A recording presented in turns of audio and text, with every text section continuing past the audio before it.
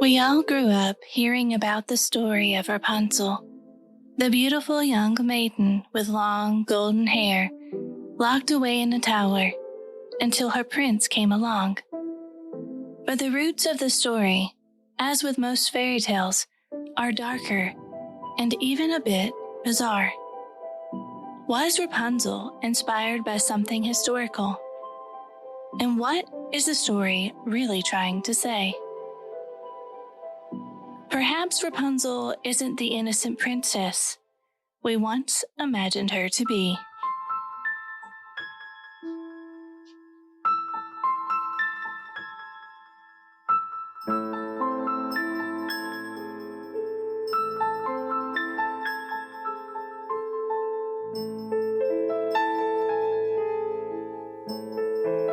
I'm Vanessa K. Eccles, and this is Fabled.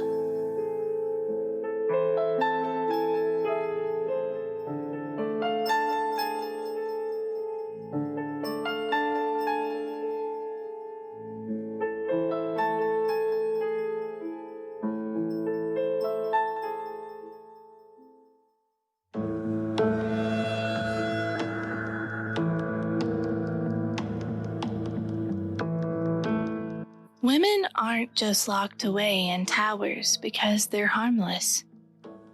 In fact, harmless is a word that could never describe any of the women in my family. Noble is another one that eludes us, as our ancestor made sure of.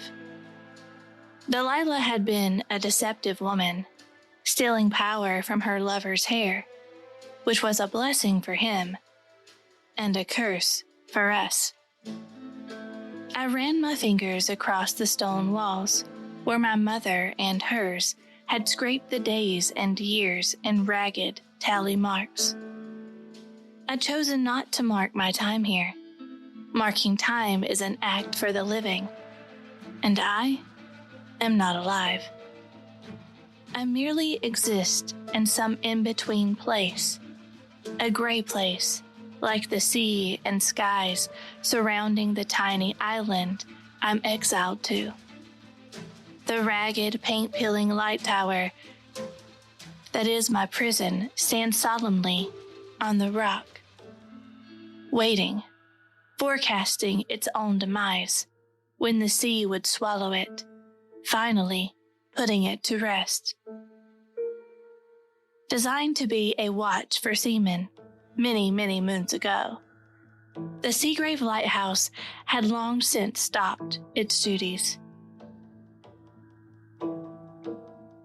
No light shone from its high tower, nobody manned its duty, and the sea had almost made good on its promise by separating the tiny rock on which it stood from the mainland, with no way to come but by boat, and the haunting, albeit accurate legends surrounding this place. Few people braved the harsh waves on pointed rocks that reached from the sea to the surface like rows of shark teeth waiting to chomp its next victim. No, I'd been alone, like my mother and hers before me, 100 years of gray women.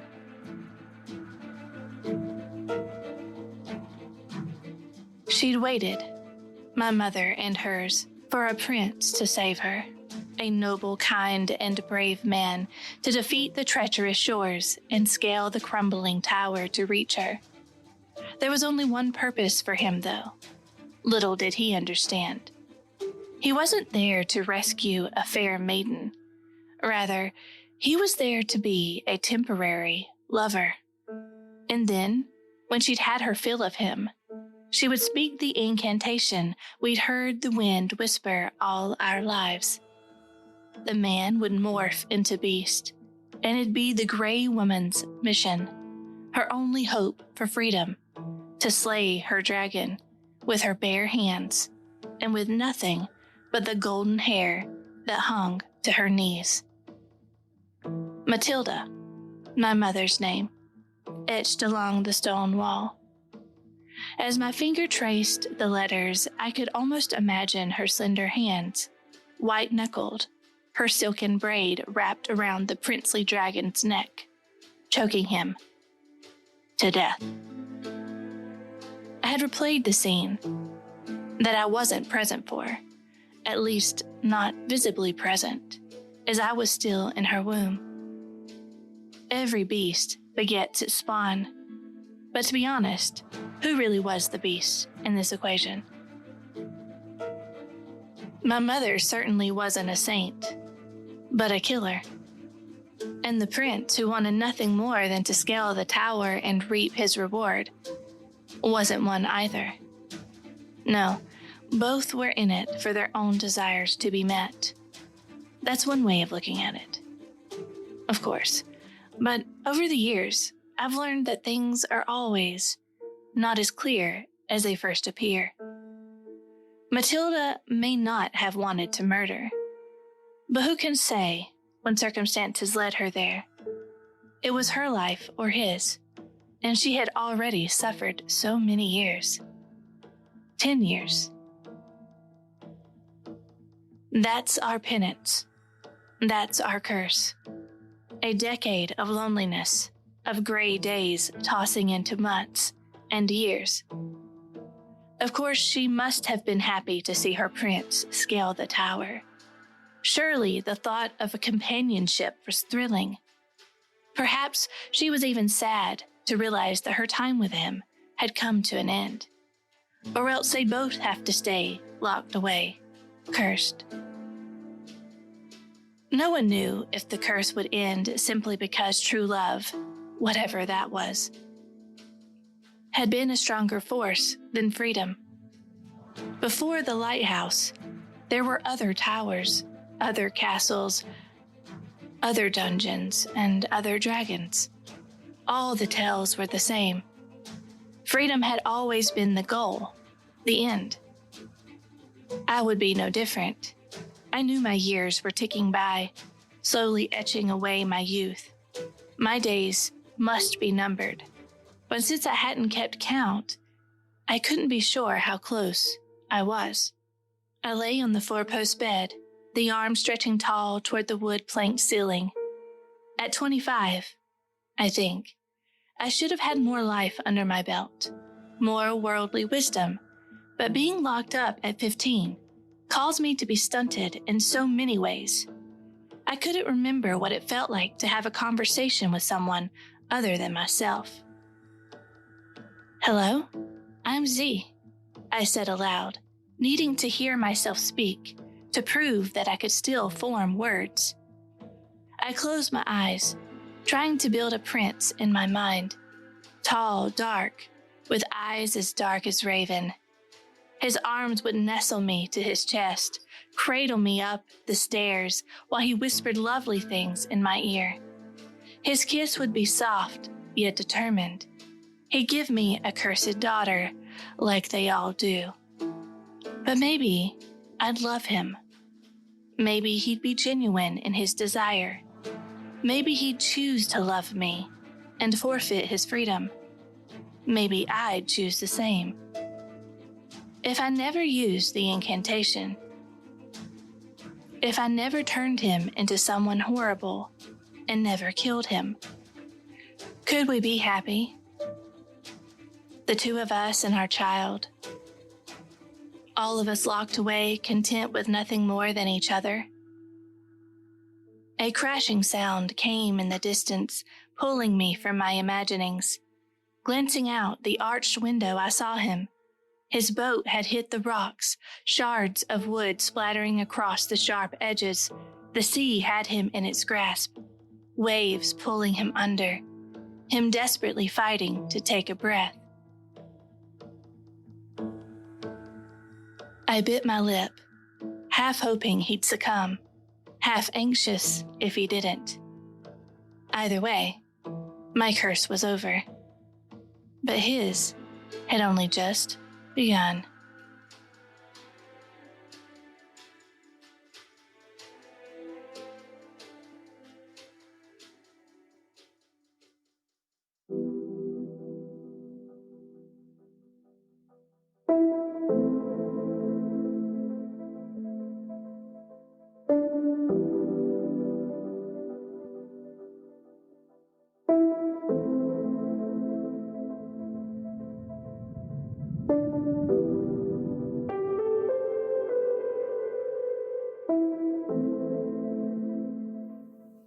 The Rapunzel story that we're familiar with today comes from a tale published in the 1800s by the Brothers Grimm. That version was believed to have been inspired by the one by Frederick Schultz, which was inspired by an earlier French story by Charlotte Rose de la Force. Going back even further, the story can be traced to Italian folklorist Giambattista Basile in his collection of stories in 1634.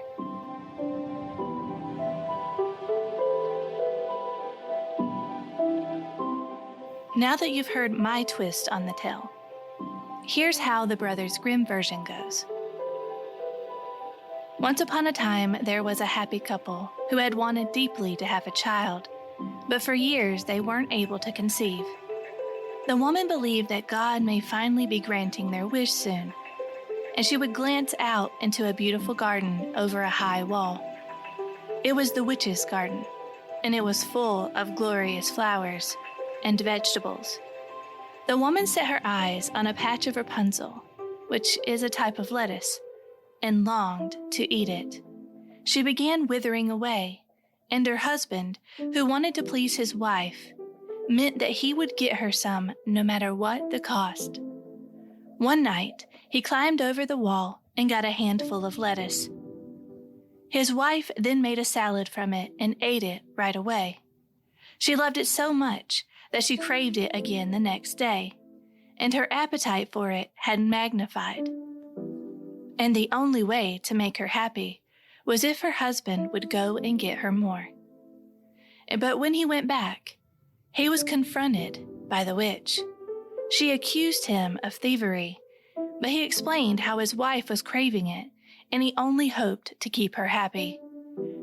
The witch agreed to allow him to take more with him on one condition. He must promise to give her their child once it's born. He was so frightened that he agreed and hurried home.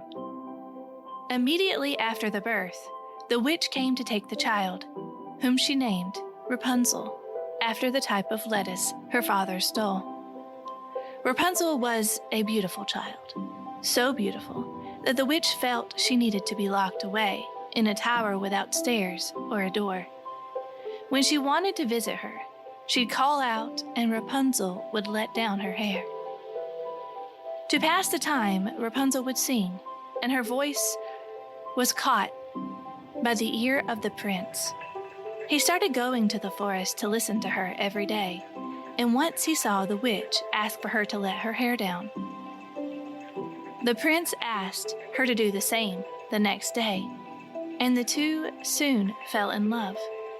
But when the witch found out, she was furious, and she cut Rapunzel's beautiful braids and later trapped the prince. When he came to visit, it was the witch who was in the tower, not Rapunzel, because she had been banished to the wilderness. So frightened, he jumped from the tower and into a pile of brambles. He survived, but the briars had scratched out his eyes. He then wandered the forest for years, until finally he came upon Rapunzel, who had been struggling to survive in the wilderness as well. She had given birth to their twins, a boy and a girl, years earlier. When she saw him, she ran to embrace him with tears streaming down her face. Her tears healed his eyes, and he saw once again. They were then able to return to the kingdom and lived on happily.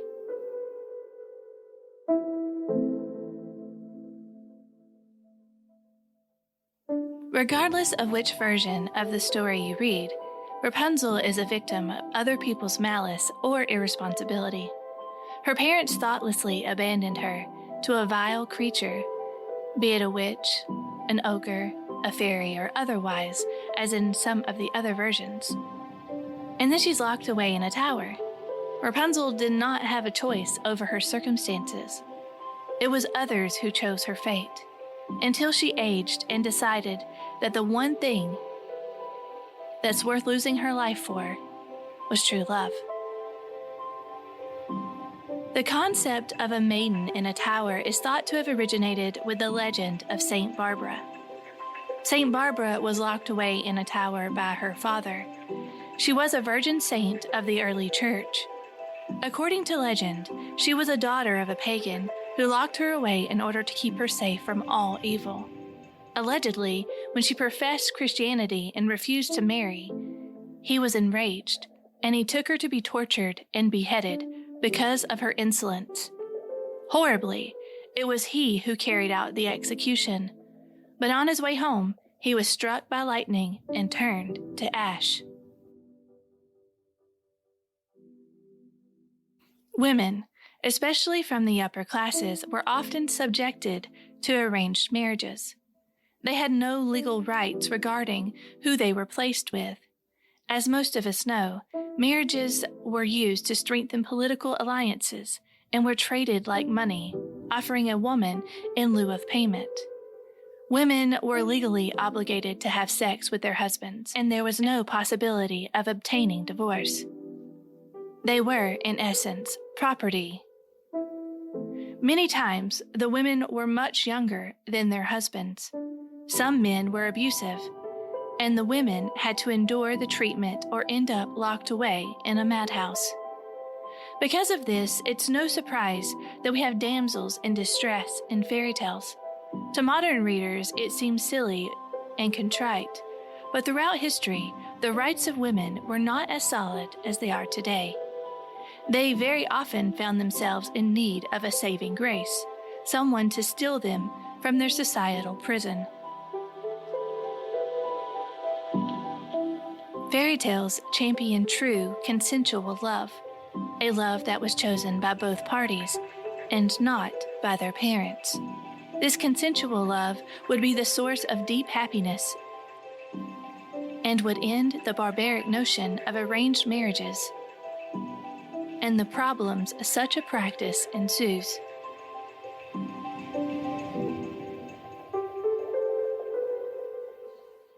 Strangely, there is a syndrome known as Rapunzel's syndrome. It's a physical health condition associated with the long-haired fairy tale beauty. Rapunzel syndrome is a rare intestinal condition caused by ingesting hair. Because humans are unable to digest hair, it must be treated surgically. A 16-year-old from England died in 2017 from Rapunzel syndrome. Moving away from the real to the literary implications again, Margaret Atwood, author of The Handmaid's Tale, is known to use a literary version of the Rapunzel syndrome in many of her works, in which a woman is trapped by her circumstances and often held captive. She explains the syndrome, quote, Rapunzel, the main character, the wicked witch who has imprisoned her, usually her mother, and the tower she's imprisoned in, the attitudes of the society, symbolized usually by her house or children, and the rescuer, a handsome prince of little substantiality. In the Rapunzel syndrome, the rescuer is not much help. Atwood says that the best thing Rapunzel can do is cope with her situation, which is exactly what she does.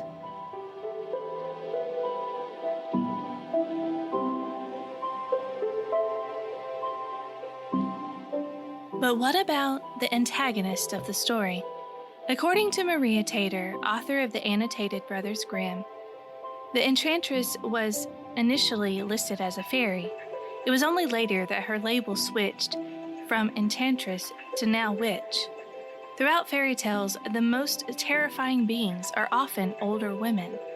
It could be, as Maria Tater says, because the mother is the most powerful being in a child's life.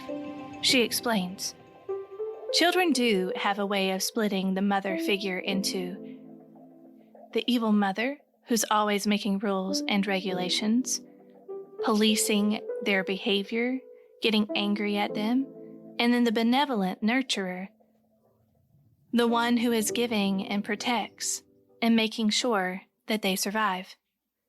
Throughout cultures around the world, folklore has a way of mystifying the older woman, the outcast, the woman who isn't like the rest of population.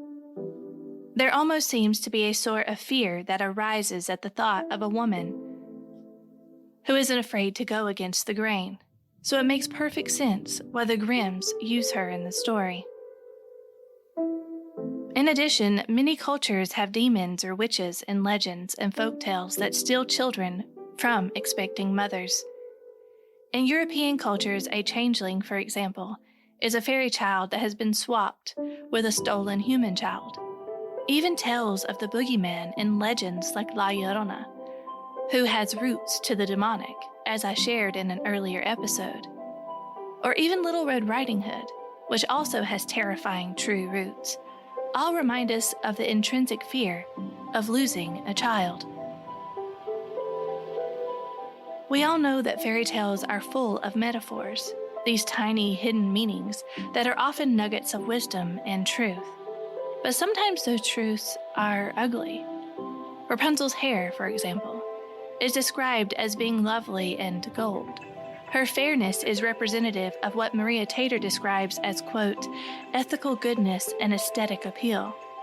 Described as gold also indicates that she was valued and highly esteemed, like a prized jewel the witch wanted hidden. In an earlier version of the tale, Rapunzel and her prince engage in premarital sex, a real no-no in their time. They even conceived children out of wedlock. This must have roused a few eyebrows at the brothers, since in their later versions, it's implied that the two lovers somehow were married while she was still in the tower, making their union more moral than the previous version. In Bruno Bettelheim's book, The Uses of Enchantment, he explains how fairy tales connect with many boys' desires to be a hero. They want to slay the dragons, trick the witch, or outwit evil, and finally meet the girl of their dreams. While for the girl, someone to free them from the overprotection of parents or the bondage of their unhappy circumstances is the desired escapism. In Rapunzel, both the prince and her are heroes in their own right. While they both were, in essence, defeated by the witch, true love conquered even the worst of circumstances, and fate led them together again. One of the things that really strikes me about the story is the time they spent apart, wandering the wilderness, barely able to survive. The distance between them being lost and finally finding each other again is significant, but often overlooked. The implication that love conquers all is one we enjoy gravitating to. But this story seems to be saying, yes, but not always immediately. But does it matter if Rapunzel had to wait on her prince, the father of her children, or that the prince had to stumble around the forest, surviving on little more than berries? The idea of hardship during waiting is one almost all of us recognize and have or are enduring. It's the time between the identifying of our innermost desires and dreams and finally achieving them that's critical to building character, gratitude, and wisdom. The time it takes between the birth of the dream and the achievement of it is the most difficult, and it's in the trials that we're molded into heroes. And that's the true bliss of Rapunzel and her prince. Not that the two fell in love in their youth, but that their love had endured, which only made it stronger and even more magical.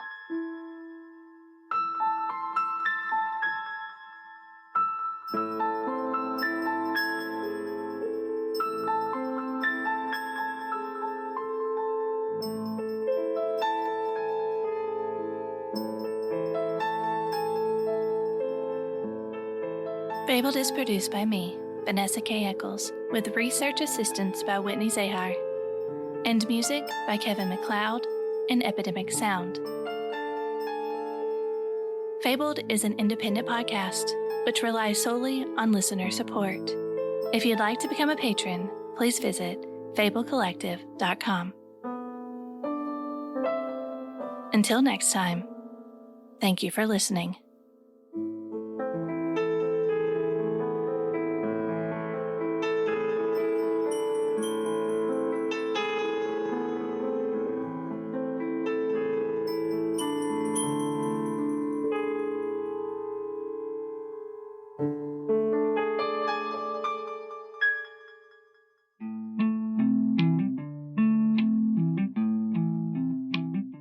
Most people think nothing ever happens in Canada, but we know this is simply not true. Do you like myths, legends, or learning about some of Canada's greatest moments in history? Then this is the podcast for you. Join me, Canadian Girl, every 2 weeks as we travel around Canada exploring haunted places, searching for lost gold mines, trying to solve some true crime, and we even stop to observe historical events and people every now and again. Come on over to the channel today and join the crew by hitting that subscribe button. You don't want to miss out on our next adventure. That's Nothing Ever Happens in Canada, available on most podcast platforms, including Apple Podcasts, Spotify, iHeartRadio, Stitcher, and more.